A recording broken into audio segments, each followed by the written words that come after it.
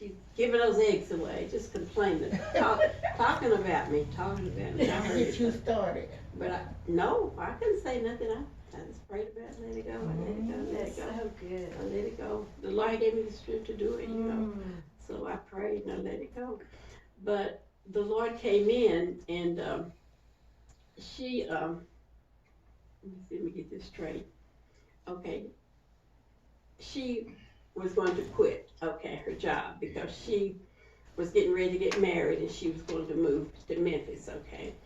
So they moved her out of the kitchen. So we had opportunity to work side by side. Serving.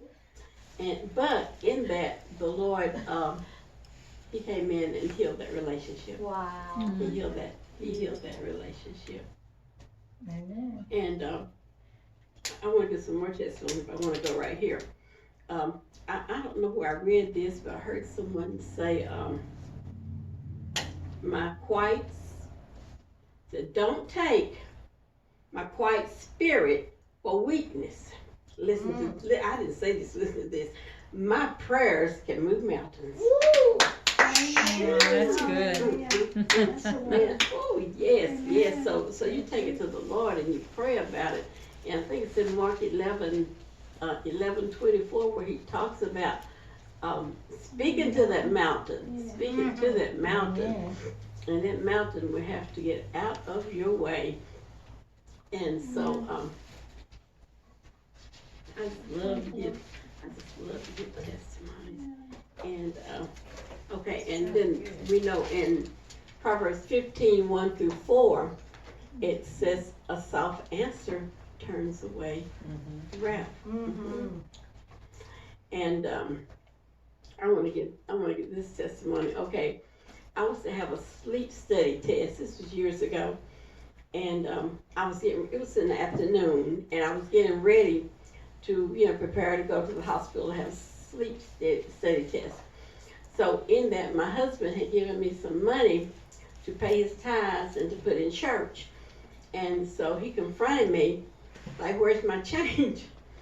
You don't have no change. I put it all in church." But he didn't like that. He got upset. Yeah. He got upset. Yeah, got his money anyway. Why would he get upset? But long story short, anyway, he did. Because he's a Christian too. And so, anyway, I'm trying to find this. So when I get to the hospital and I get ready, how they put you in your room and all this kind of stuff. And so I said, Lord, they're supposed to do a sleep study. I said, how can they study my sleep if I can't go to sleep? I'm so mad I can't go to sleep. I'm still hearing what he said to me and all this stuff in my mind. So the Lord took me to John 15, and he gave me I can't read it, he gave me the entire chapter. Yeah. John 1 through verse 27. But I will point out these 2 or 3 things. Verse 10 says, if you keep my commandments, you shall abide in my love, even as I have kept my Father's commandment and abide in his love. Verse 11 says, these things have I spoken unto you, that my joy might remain in you, and your joy might be full. And I like verse 13 too. I remember when I graduated from high school, people put sweet things and all these things in your yearbook. But this one young man, he was going to New Guinea to be a missionary, and he put this scripture in my yearbook, so I remember this very vividly. John 15:13 says, greater love hath no man than this, that a man lay down his life for his friends. And as a matter of fact, that young man that put in my book, he's gone to heaven now, and I saw him recently, and I told him about this. He said, I'm glad you remembered it, because I don't. But anyway, the Lord gave me this. And then when I kept reading, I got to John 16:1, which says, these things have I spoken unto you, that ye shall not be offended. So that's what the Lord was giving me. When you walk in meekness, you won't be offended. You will not be offended when you walk in meekness. And okay, and I have another testimony that happened at work. Okay, I'm on the serving line, and so I get this cart to put by my station, and I don't know what I'm gonna put on it. Maybe some extra utensils or something. So this lady comes to get my cart, and I didn't see her when she got here. I would have said something to her. Okay, she takes my cart. I go looking for my cart, and when I see it, there's a lot of ladies gathered around, a few ladies gathered around it, and Tupperware on it. And there's my supervisor too. She's down there with them having a Tupperware party. On your car. Yeah. And then has the nerve to tell me, Clara, you go back to work. Wouldn't even let me come to the party.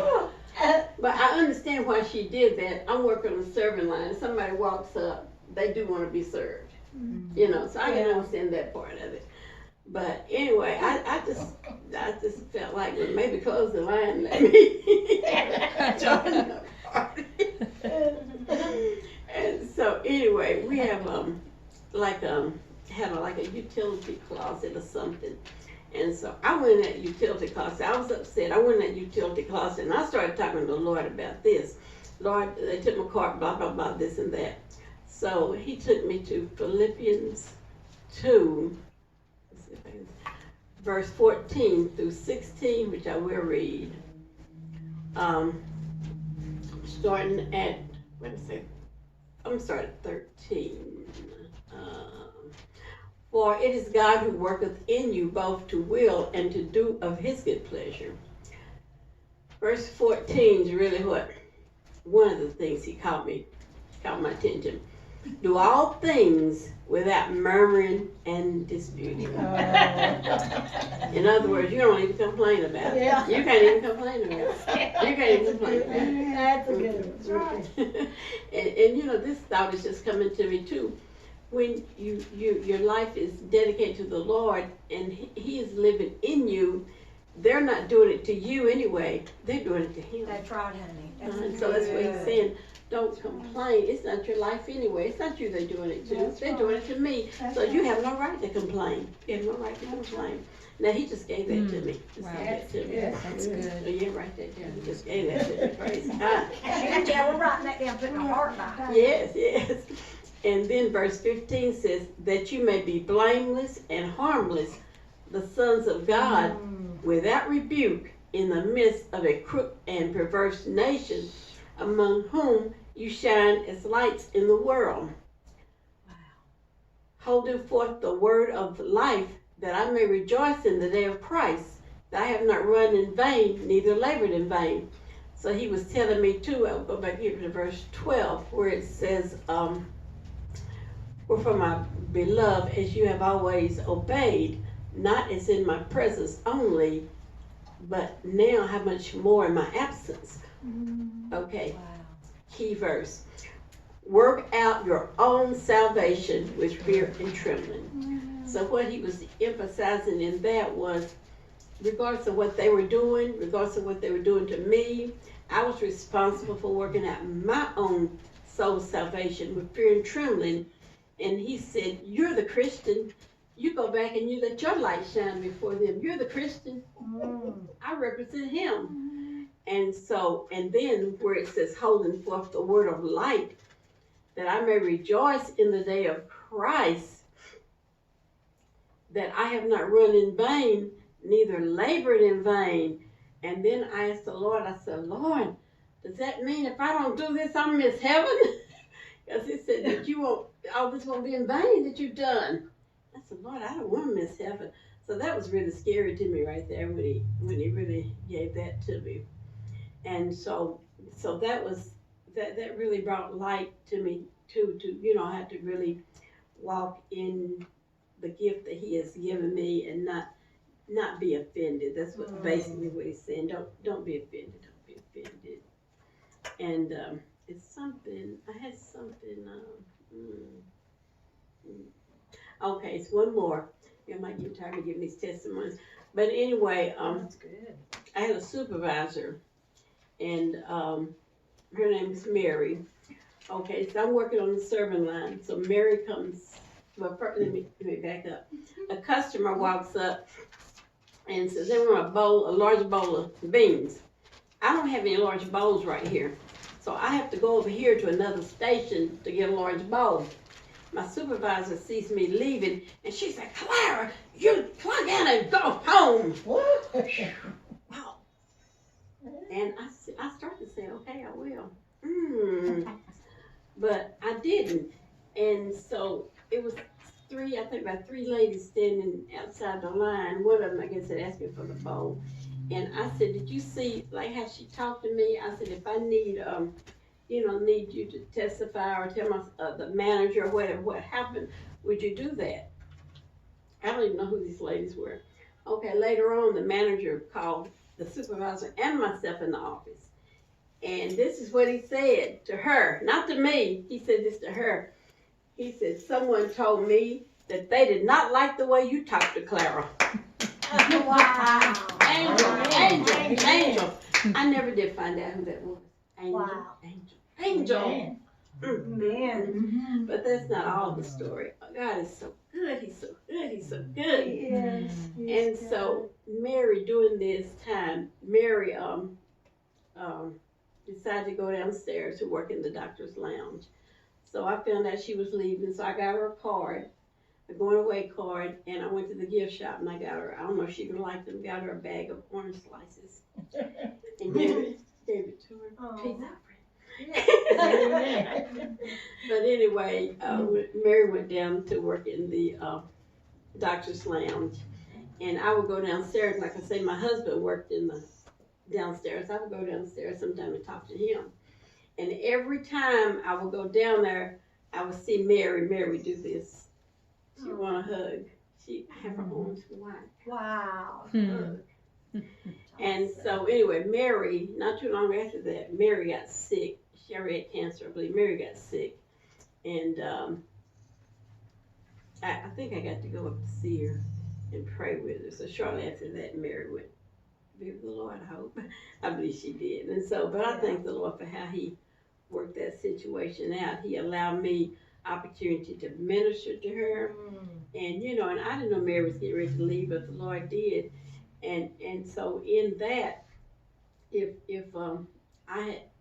I had just said something strifeful to her, I might have made her miss out on what the Lord wanted for her, because it could have caused her to get into a bad attitude, but the Lord just smoothed it out. He worked that out. So that's two situations. The one with a cook that wanted to fight me, and then this lady. The Lord just smoothed it all out for me. Wow. And, So good. and okay, and this might be the last one. Okay, this happened recently. I got offended because of someone's actions. And it was just because I didn't get this, I didn't like what they did. I didn't like the way they responded to certain situations. They hadn't done nothing to me. Got you. Yeah. Why are you getting upset? They ain't done nothing to you. But I made a mistake though. Tongue got in the way. I lashed out that time. See, all the other times I walked in at me, it's like, oh, I got it now. The Lord said, no, you don't. That's Tell me right. the Lord said, That's no, right. you don't. You gotta go back to school. Gotta go back. I got some Gotta more go back. teaching for Yeah, you. that's true. That's good. One more time. Yeah, here we go. Here we go. Here we go. And so anyway, so I was in church right after this happened, and my pastor, he was speaking on how we see people in our eyes instead of how the Lord sees them. And how we need to walk in love. And if we could see people the way the Lord sees them, we will walk in love toward them. And then we walk in love, we know you won't get offended. Okay, and I got right here ending, but I'm not, just a little bit more before I end. But I want to go to Galatians, and most of the things I have mentioned, like meekness, walking in humility, and or the fruits of, and walking in love with the fruits of the Spirit. Oh, and this is another thing. The Lord was speaking to me. I said I was looking at a video the other day, and this minister, it's a bishop. He was telling about how he had been to this church. I don't know if he spoke or someone else spoke, but he wasn't even in the place where he lived, and so he came outside to get in his car. His car was gone. His clothes was gone, and all he had on him was, I guess, the suit he had on. And so he had to catch a Greyhound bus to go back to where he lived. But in that, I think he said, all he said was, the meek shall inherit the earth. And he got on that bus and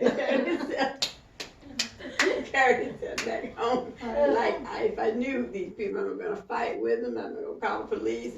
God's got it. God's got it.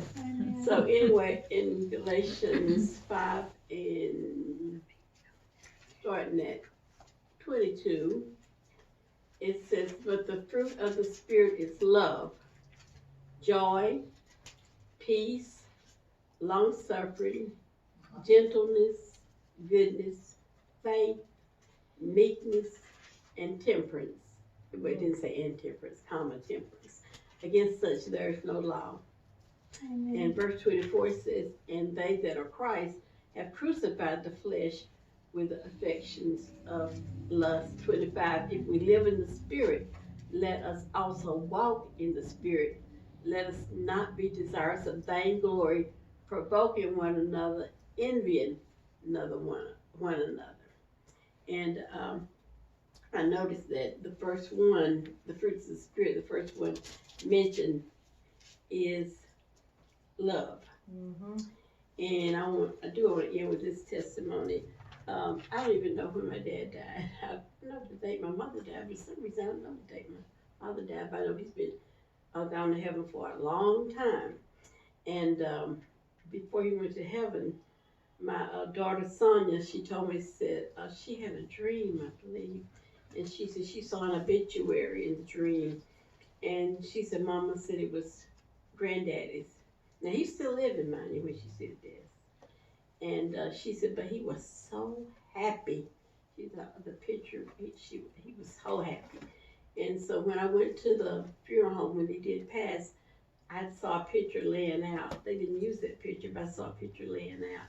And on that picture, he was so happy on that picture. And also, when I went to, we were going to my dad's burial. Well, my niece's husband, he was, in other words, the highway patrol stopped him. He was speeding, and so they asked him where he was going. He said, "We're going to a funeral burial." And they said, "Whose?" And so he gave my dad his name, and they said, "We know him." To go on. So I said, even in his death, he speaks.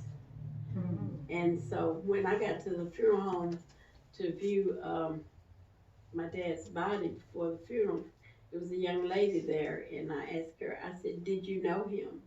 She said, "Yes," and loved him. Wow. And loved him. He worked, I'm writing a book on him now. He was a community person. He worked in the hospital, and he helped a lot of people. And so the name of the book, I've been trying to write it for about 27 years, Servant on Call for God. Oh. And that's what the Lord was showing me, because the love, because his love and how he helped people. And so the Lord told me that because of the love that he walked in, and my dad's still living when the Lord gave me this. He said, because of the love that he walked in, he has a place already reserved for him in heaven. Amen. Wow. And I said, a lot of times, we as Christians, I'm going to heaven, I'm going to heaven. But when the Lord speaks himself and tells you definitely, that's awesome. That's awesome. That's awesome. That's awesome. And Beautiful. it's awesome. And so, so that's what the Lord was really, emphasizing and telling me. And He said, if I had loved this person, that I would never have gotten offended. If I walked in His love and saw them as He did, I never would have gotten offended.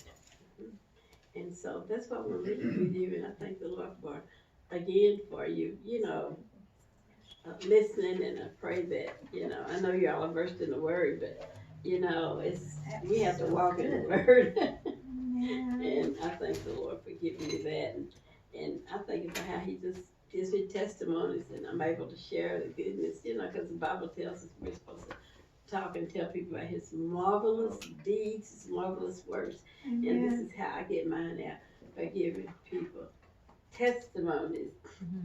And I just thank the Lord for, I was able to give a testimony at Pastor Jack and Myra's church about my healing, how the Lord had healed me in 2018 from cancer. And I still want to write on that, because it's not just that He healed me from cancer, it's the strength. It's more to it, the strength that He gave me during that time. Because when He told me that I had cancer, I went to nursing homes to see my husband, talk with him, went home, did whatever I had to do, went to bed, just like a normal day. I had no fear. No. It was the Spirit of the Lord. And the Lord had given me this song by Pastor Jack played it for me. What's his name? Marley, by Marley. Said, don't worry about a thing. It's okay, don't worry about a thing. Everything's okay. So the Lord had already given me that song to stand on those words, and so I knew everything was going to be all right. But, and I get to give some more of my testimony. Before that, it was in 2010. I had to have a thyroid surgery. And doing that surgery, they said it's going to be about 2 hours, but it was about 6 hours, because when they got in there, they found a large mass, and they couldn't get to the thyroid because the mass. They had to call another doctor in to break my collarbone to get to that. So in the process, my heart stopped beating. I actually died. And so I just thank the Lord, for reviving me and bringing me back. And that was in 2010. And the doctor told me, he said, the mass was so large, he said, I don't see how you were even breathing. Jesus. Look at God. And then in 2013, I had a blood clot in my lung, and the Lord delivered me from that. And I just thank the Lord. And then in 2018, the cancer. So He just raised it through. And then, and this, like walking with this cane, when I had the cancer 2018, which hasn't been that long, I didn't have no cane. I was walking normal. After I had the surgery, I was walking normal. So it was something. You said something sometime when you get delivered from something else. I don't know how you worded that, but like you said something that made me think of that sometimes the Lord will take you through this.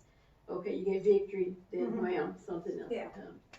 And so, but somebody told me one day at church, said, if the Lord can heal you from cancer, He can heal you from this. That's right. So I'm praying to get rid of this pain or whatever this thing is, and to walk normal again. And so I just thank the Lord for His goodness and all that He's done and who He is. And I thank you for listening to me and allowing me to share. Praise God.